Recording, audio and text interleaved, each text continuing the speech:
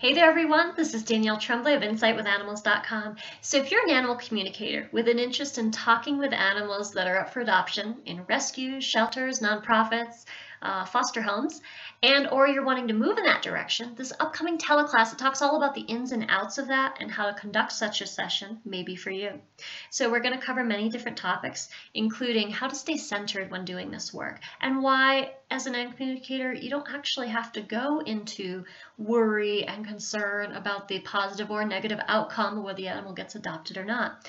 I'll also be giving you a document of key questions that are really vital to asking these animals that help the animal to get crystal clear on what it is they want in a future forever home, which is important because it stirs up the energy, and the law of attraction comes into play here in helping the animal to attract to them the right home, the right situation, the right environment, the right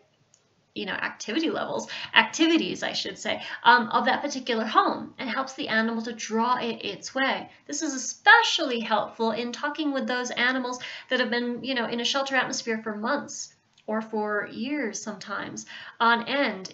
Some of these animals have energetic, emotional, mental blocks that holds them kind of static in place, and or maybe they don't know how to proceed in attracting, an ideal home. And you having conversation with them can clear that up completely, can help them get moving, and can help these animals that have been sitting in cages for so long get adopted, oftentimes just like that. I've seen it happen, and I'll tell you examples and stories regarding such.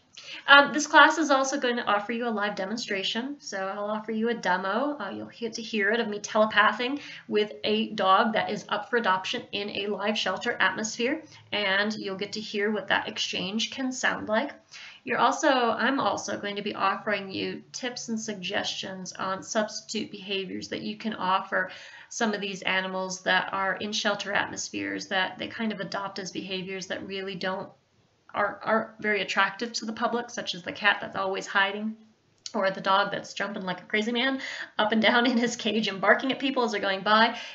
Sometimes we can actually talk with these animals about these behaviors, point things out to them, and offer them a substitute behavior that still allows them to hide somewhat or to be in locomotion, but in a way that's not, as disagreeable to the public as they see that particular animal. We'll also talk about some of the commonly heard things that you will hear animals in shelter situations say, such as "I'm confused," "Where are my people?" "Are you going to adopt me?" "Who's going to adopt me?" "What happens if I don't get adopted?" "I don't know what I'm supposed to be doing here." We're going to address all that and what things that you can actually offer that would help uplift these animals and be of high service to them. We'll also talk about how you can put feelers out to nonprofits and offer your services, as well as how you can immediately start working with animals that are up for adoption, even if you don't already have a nonprofit kind of exchange set up in place. What I mean by exchange is you working with them and them reaching out to you as they need to, sort of scenario. So this is going to be a class that answers your questions, offers you a lot of guidance and guidelines. You're going to get to basically see that live demo by hearing it in person on the call.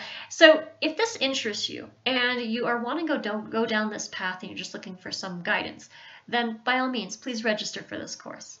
If you have any questions, email me. And other than that, have a wonderful day.